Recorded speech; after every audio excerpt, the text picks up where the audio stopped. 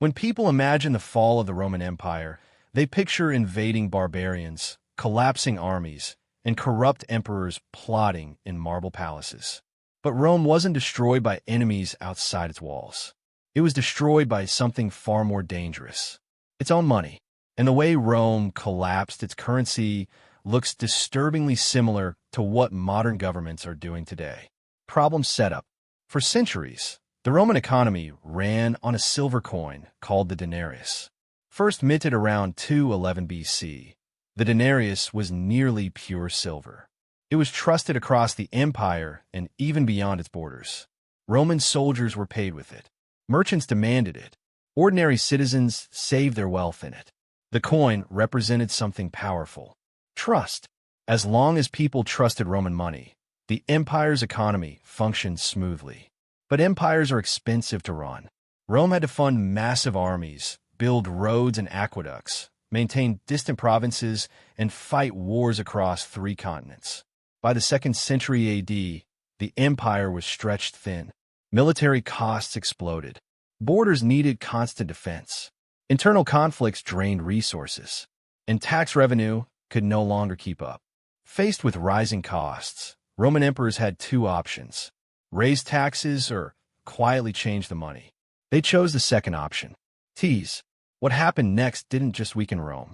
It triggered a financial chain reaction that eventually helped bring down one of the greatest empires in human history.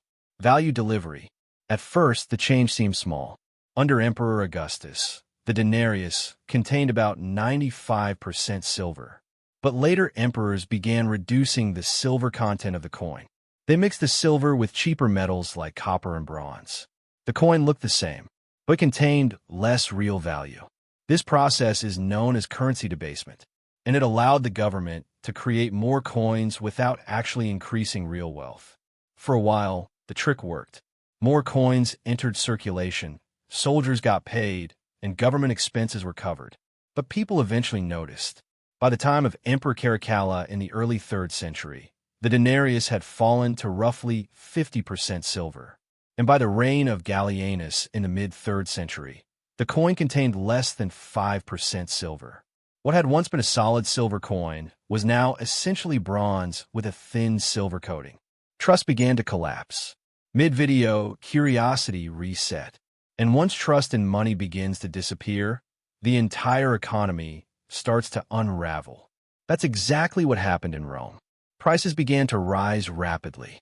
A measure of wheat that once cost a single denarius suddenly cost many times more. Soldiers demanded higher wages to keep up with rising costs. Merchants started refusing the new coins. Some demanded gold instead. Others abandoned money entirely and returned to barter. Local economies fragmented as trade networks broke down. The more confidence eroded, the more desperate the emperors became. And their solution was always the same: mint even more debased coins. The result was a vicious cycle. More money, less value. More coins, less trust. Eventually, Rome entered what historians now call the crisis of the 3rd century. Between the years 235 and 284 AD, the empire descended into chaos. Civil wars erupted, plague spread, invasions intensified, and emperors rose and fell at a staggering pace, sometimes ruling only months before being assassinated. Behind the political chaos was something deeper: a broken financial system. The government attempted desperate measures to control the crisis.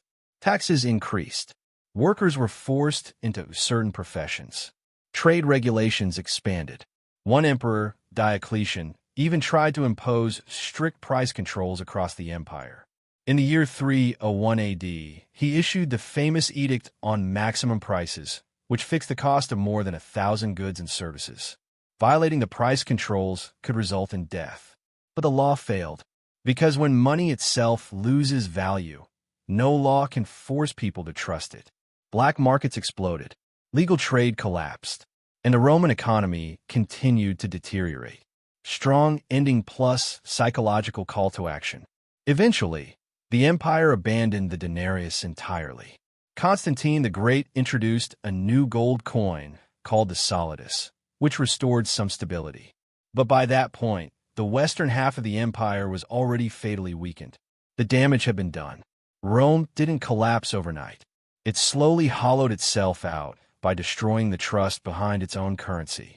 And that lesson has repeated itself throughout history.